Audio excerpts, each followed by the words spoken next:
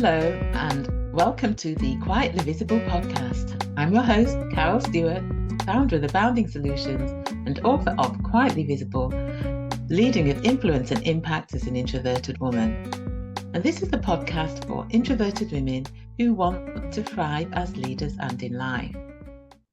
Now, today, I'm going to be talking about confidence.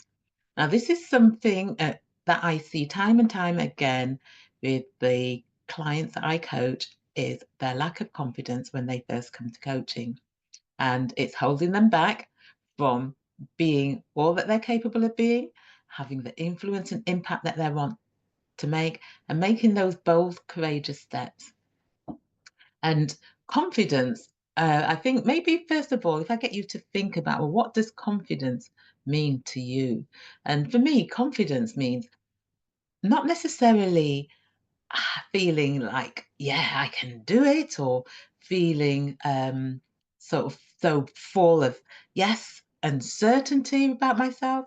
But for me, it's about being comfortable in my own skin and having the courage to do all that I need to do or what I want to do.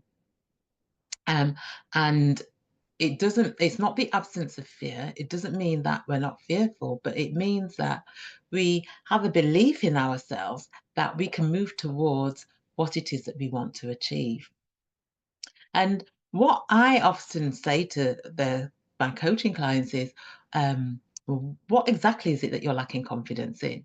Because sometimes people will give themselves an overall rating of, oh, I lack confidence, without actually pinpoint what it is that they lack confidence in. Because we don't lack confidence in everything. There are some things that we are confident at. And you may say to me, well, Carol, I'm not confident at anything. And I will challenge you on that, because there will be things that you are confident in. You may be confident at brushing your teeth. That's something that you're confident in. And so what I encourage you to do, if you're lacking confidence, is to pinpoint exactly what it is that you lack confidence in. Then once you're able to pinpoint it, it's then easier to address, because sometimes we mistake competence for confidence. And it might be that you need to develop your competence in a particular area. It might be that you lack belief in yourself, and as a result of lacking belief in yourself, it's affecting your confidence. So by pinpointing exactly what it is, it's then easier to address. And I'll share examples of my own experience and clients that I've worked with, so that you can see how you can develop your confidence. So if I use my example, as when I was working in an organization and I got promoted to a senior leadership role, and I didn't feel confident in my role. I experienced imposter syndrome, and I kept thinking that I was going to get found out, that I wasn't really any good, that people would realize they'd made a mistake, they shouldn't have promoted me. But because I'm quite self-aware, I easily recognized what was going on. And I said to myself, okay, well, what is it that I'm lacking confidence in? What is it that I'm unsure of? And I sat down and I went through my job description, and I identified that there were two specific areas that I was struggling with, that I didn't feel confident in. And I didn't feel confident in it because I didn't fully understand those. Those areas were budgeting and the health and safety aspects. Health and safety, I was like the senior responsible person for 4 buildings, and it was around about the time when the Corporate Homicide Act came into place, and I'd been on some health and safety training, and we were told that, so there were people of my grade that were there. We were told that if any contractors were on site, and if someone came into one of our buildings and had an accident that was fatal as a result of what was going on with the contractors, that we could be held liable for corporate homicide. And so that initially made me think, oh my gosh, I don't understand what I've got to do here. The other area was budgeting. I now had responsibility for a large budget in the millions, never having managed a budget before. And so I wasn't certain about, what I was going to do, how I was going to manage it, how I was going to make sure that, we didn't overspend. That's all those sorts of things. And once I recognized that it was just those two specific areas, I had a long job description, lots and lots of them on my job description. It was just those two specific areas. I was then able to get support to help bring myself up to speed. So the regional health and safety um, person. I sat down with them. They went through, they broke down everything that I needed to be aware of. The finance, someone from the finance director, they came and they sat down with me and talked me through things. And one of the things that she actually said to me, which kind of made things more palatable, was that oftentimes when the more zeros we see, the more we panic. But she said that when we're working things out, oftentimes we don't look at all the zeros, we look at the main figure. And that kind of, instead of sort of seeing millions, you just see tens sort of thing. It doesn't seem as scary. So that's how I dealt with that particular situation. And it's a case of identifying, well, what is it that you're lacking confidence in? And if it's the case that you need to get experience, you need someone to sit down and go through something with you. If you need experience, can you do some job shadowing? Can you do some voluntary work externally from your day job so that you can get some experience, join a charity board of trustees or become a non-executive director so that you can get the kind of experience that you need. And if it is the case that you're doubting yourself, that you don't have that belief in yourself, then break down again what it is that you are worrying about. What is it that you are fearful of? Because we often imagine the worst possible outcome. And then when you're thinking about the worst is going to happen, oh, I'm going to make a mistake, or they're going to realize that I'm not any good, or you're going to say the wrong thing. That's and if you start ruminating over that, that's going to make you feel anxious. And when you feel anxious, you either don't do what you need to do or want to do, or you do it, but because you're feeling so anxious, you don't do it to the best of your ability. So one of the things that you can do is look at, well, what is it that you're worrying about? What is the worst possible outcome that could happen? And then ask yourself, well, if that was to happen, what could you do? And I'll give you an example with a client who was not going for the sort of promotions that she wanted because it involved a lot of public speaking. She didn't like public speaking. And when I sort of said to her, well, what is it that you're worried about? And when she thought about it, she said that she was worried that she would say the wrong thing, that people would ask her a question that she wouldn't be able to answer. And so then I said to her, well, okay, if that was to happen, what could you do? And so she recognized that if people asked her something that she didn't know the answer to, she could just let them know. I don't know the answer to that, but I'll get back to you on that. Or um, I'll find out about that and I'll let you know. And that would be okay. And then the other thing that she was worried about was that she'd say the wrong thing, say something stupid, that she would make sure that she is up to date with her in her knowledge base. So make sure she's reading the latest developments in her field, keeping herself up to date, so that when she's giving out information, she's giving out up to date information. And by looking at it from that perspective, it enabled her to recognize, well, if the worst was to happen, she would be okay. And plus, as well, she recognized that she was knowledgeable in her field. She had expertise. And by making sure she kept herself up to date with the knowledge, latest developments, that she would be given up to date, accurate information. So chances of her saying the wrong thing would be small.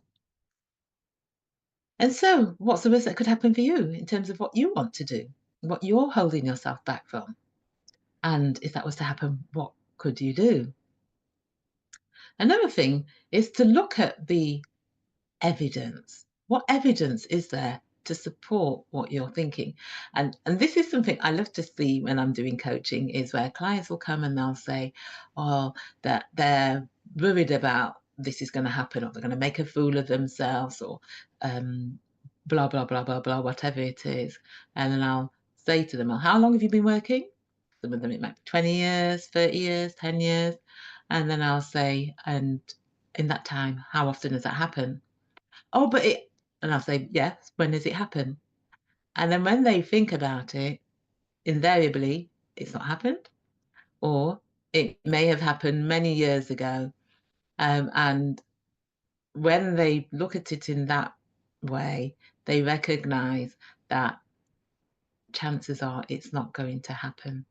And this was really enlightening for someone that recently did my mind cleanse challenge, my 5-day mind cleanse challenge. And I asked her that question. And it was a big light bulb moment for her when I said, well, okay, then if we were to work that out, that's probably less than 5% of your career, your 20+ year career, that's happened. And the chances of it happening are very small. And so once we can put things into perspective like that, that can change things for us in terms of how we think about things and what we believe about it. And that helps to change how we feel. And then when we change how we feel, we can change how we act and behave, because it's that feeling of the anxiety. When you're feeling anxious, what's happening is that you have a particular situation, something that you need to do, an environment that you're in, and you start to feel threatened or fearful. And what's happening is it's triggering that fight or flight response, our body's fight or flight response. So it's sending to your message, a message to your brain that you're in danger. So you need to either run away, fight, or just freeze. And invariably what I find with the people that I work with is that they either freeze or they run away. And our brains, back in the day, that was a great safety mechanism for us, because it meant that if we were in danger, our brain would trigger this response, this stress response, and release particular hormones into our body that would put us in a heightened state, so that we could easily respond, so that we could run away from the danger, or we could fight the danger. And that was beneficial back in the days when we were under those sorts of threats, but invariably we're not. Invariably, going into a meeting and speaking up and doing a presentation is not life-threatening. It's not a threat to your sense of personal safety. It's not a threat to your safety or security, but that's what it may feel like. So that mechanism in our brain is there as a form of protection, but invariably the situations that we find ourselves with, we don't necessarily need to be putting our body through that stress response. And understanding that what is going on in your body can also make it easier, so that when you're in a situation where you're worrying and you're thinking that you're not feeling confident, that you can then go talk yourself through a process of just challenging what you're thinking and what you believe about yourself in that situation, and changing it to something more helpful. So, like I said, with the examples that I've given, how many times in your career has this happened? And if it has happened, then look at the circumstances in which it happened and how relevant is that to now. So a recent client, when we were talking about this, and she said, well, it has happened. And I said, well, when did it happen? And it turned out it happened many years ago in her early career, but it was something that she was holding on to, not aware that that was what she was holding on to. But then when we looked at it in perspective, That was in the early days of her career. She was a lot wiser. She was a lot more knowledgeable. She had a lot more experience under her belt. So the chances of that happening now were pretty small, if at all. And so for you, if this is you, just challenge what you think, because you think something, just because you think something, it doesn't mean that you have to believe it if it isn't true, if there's no evidence to support it, if it's an irrational way of looking at the situation.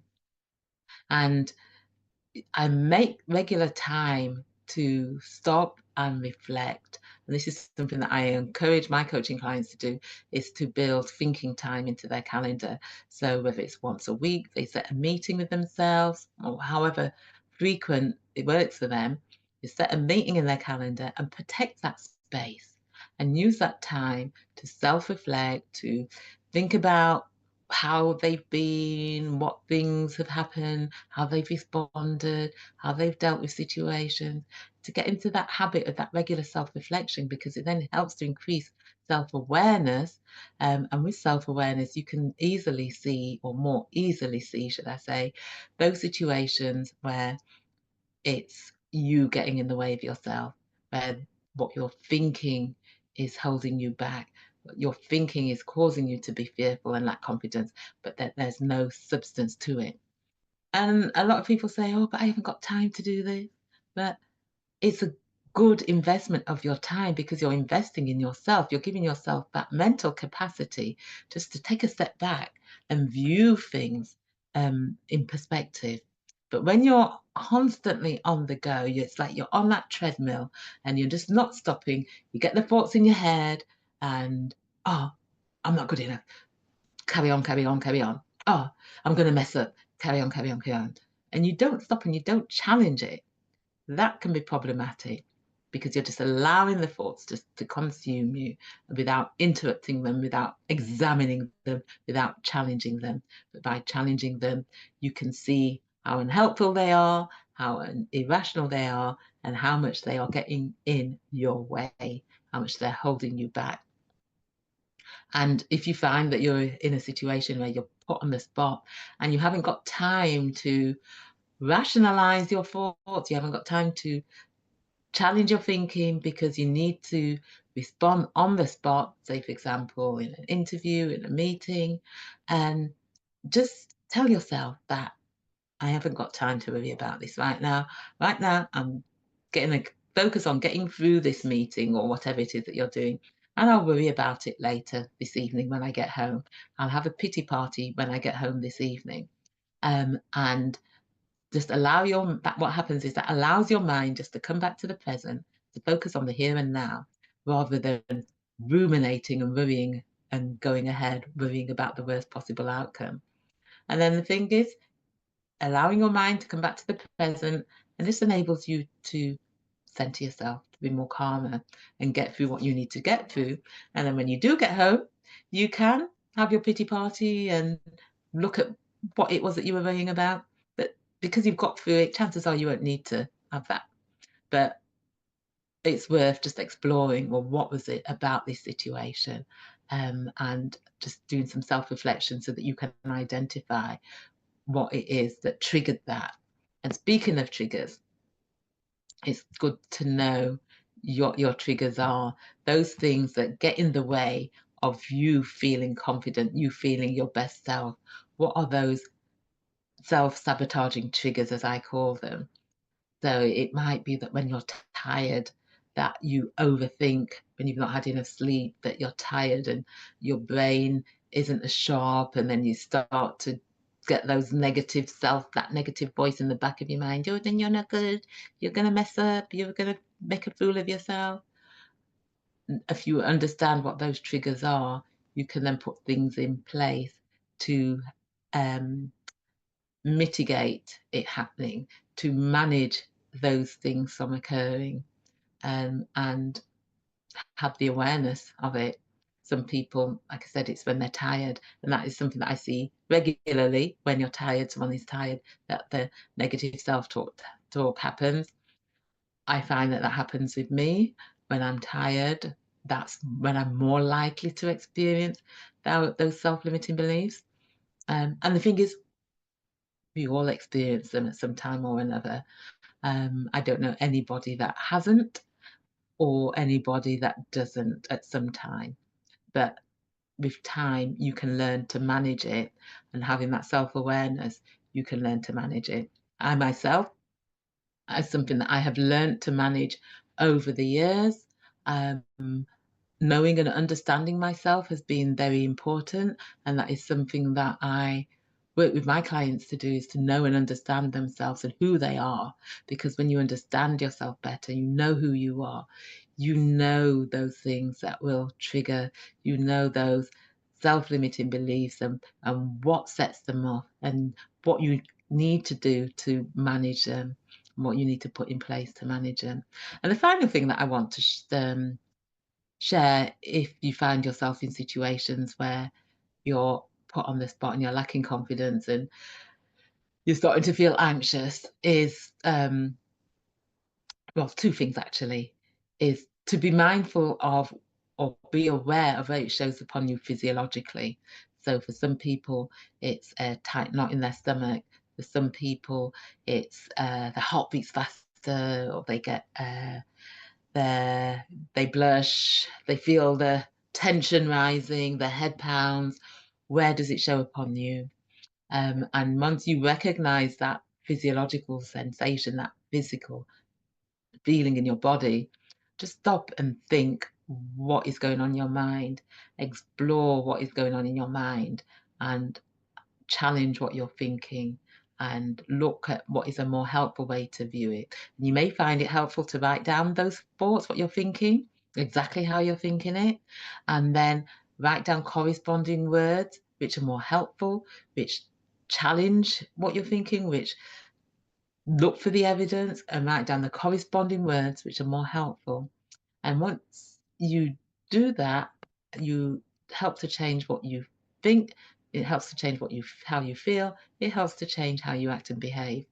And getting into the habit of doing that on a regular basis makes it easier to identify when you're self-sabotaging, when you're letting that negative self-talk take control of your mind and talk you out of doing what it is that you want to do, talks you into thinking that you're not good enough, talks you into thinking that you're going to make a fool of yourself, or whatever it talks you into doing.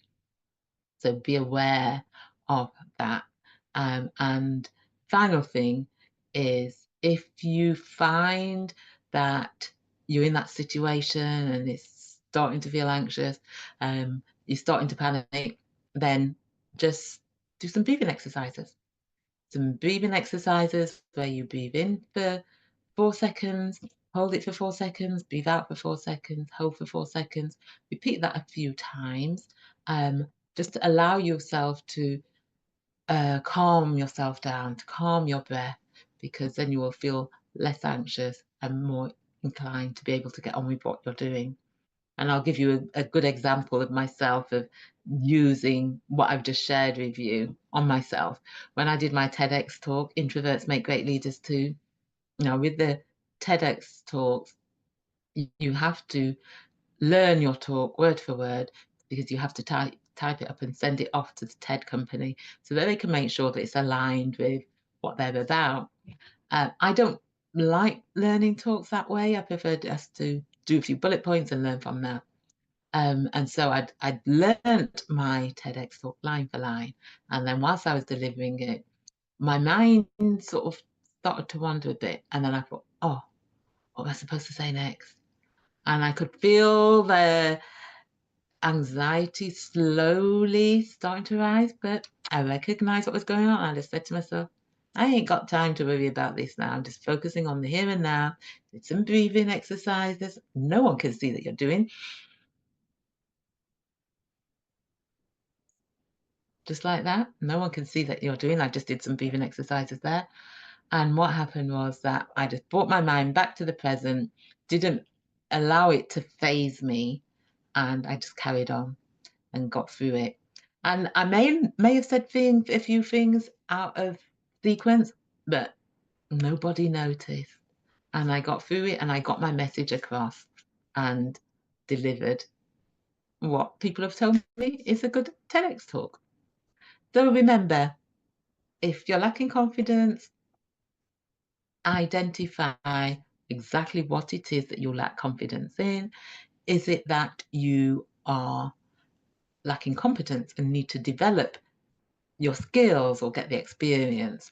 Or is it that you have self-limiting beliefs, self-doubt that is affecting how you feel and affecting your confidence? And if so, address that, challenge that, look at which is a more helpful perspective to have. If you change what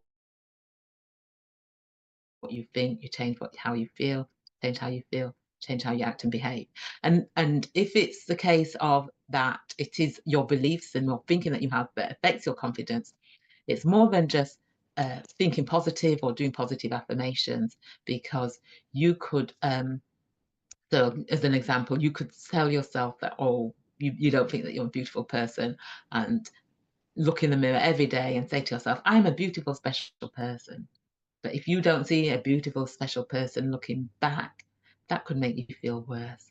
If it's an inherent belief that you have about yourself, it could make you feel worse. So it's not just about thinking positive affirmations. Yes, they're beneficial and they have their place, but if it's a deep belief that you have, that may make you feel worse.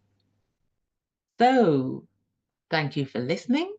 And if you're wanting to increase your confidence, influence, and impact and haven't completed my free assessment, go to my website, aboundingsolutions.com. Under free resources, there's an assessment that you can complete that will give you ideas about areas that you can focus on. Until the next time, bye.